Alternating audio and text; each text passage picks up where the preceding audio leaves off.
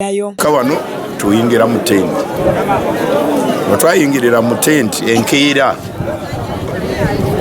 nabakuteeka mu loole mugende mulabe ki ettaka kutuuka mu ttaka amazzi mmeereeri teri gy'olinya bw'olinya oba kambuutu paka waggulu abuliramu ate ujjamu n'emikono ekikere kivaayo kyereere nga teri gye buvuddeko gavumenti yalangirira abantu abawangalira mu bitundu by'ensozi Basenguddwa okusobola okutaasa obulamu bwabwe nga bano mulimu abaali mu nsozi za Elgon ne Rwenzori nga bano mu biseera by'enkuba bafa n'abandi ne basigala nga babundabunda olw'ennyumba zaabwe ezisaanyizibwawo okubumbulukuka kw'ettaka. Abantu okuva mu maka 270 okuva e Bududa baatwaliddwa mu kifo gavumenti gye yabagulira ettaka ekiri e Bunambutye mu disitulikiti y'e Bulambuli, wabula w'olabira bino ng'eno badduseyo ne baddayo Bududa nga bagamba nti ekifo gye babatutte tewabeereka nga tewali makubo ate nga kya lusaalu nga n'olwekyo tebasobola kubeerayo. Kawano tuyingira mu tenti. Twayingirira mu tenti enkiira nabakuteeka mu loole mugende mulabe ki ettaka kutuuka mu ttaka amazzi mmeereeri teri gy'olinya bw'olinya oba kambuutu paka waggulu abuliramu ate ujjamu n'emikono ekikere kivaayo kyereere nga teri vukambuutu.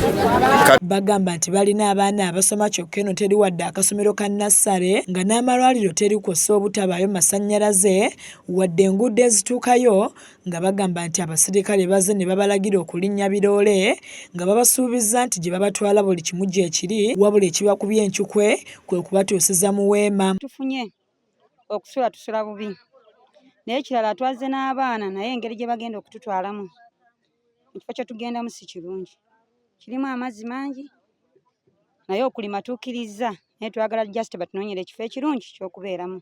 10 million nga tugamba tugenda kubasengula ne porogulaamu ya gavumenti etambula mpola kati mukwate sente zino mweyambiseko munoonye butundu obulungi mufuneko obufo mugule nga gavumenti bwenoonya amagezi g'okubakolera ne batugamba we tubatwala mujja kuseŋŋaana y'amasannyalaze nga twateekayo enguudo nga tulimye bwe batutute mu ttaka bwe batutusiza mu ttaka tetulaba amayumba ge batugamba enguudo teziriiyo amazzi ag'okweyamba tegaliiyo amasannyalaze ge baali batugambye tegaliiyo. Omuwandiisi w'enkalakkalira mu woofiisi ya Ssaabaminisita Danstan Balaba agamba nti kyasalibwawo gavumenti okusengula abantu abali mu bifo by'obwerinde obw'okulumbibwa ebibamba ng'ayogedde ne ku nsimbi ezaaweebwa abantu bano kw'ossa n'ezibulayo.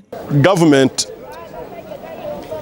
decided that the people who are at high risk of landslides, Mount Elgon and Mount Rwenzori, should be relocated.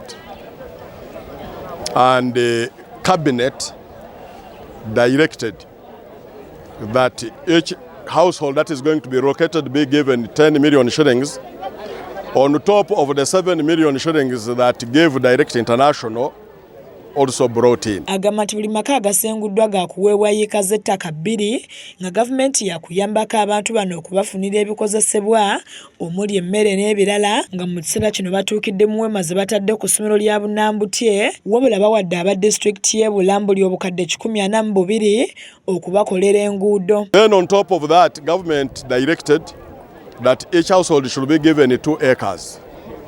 So to start with, it was agreed that we start with the people of Bududa because for them they were at very high risk, and therefore families of Bududa, we started giving them the money, gave the money about a number of months ago. The Office of the Prime Minister gave the 10 million shillings to about 271 households in Bududa in April. Frank Muganza yakusakidde eggulire lino ku lwa KSTV Agaleero.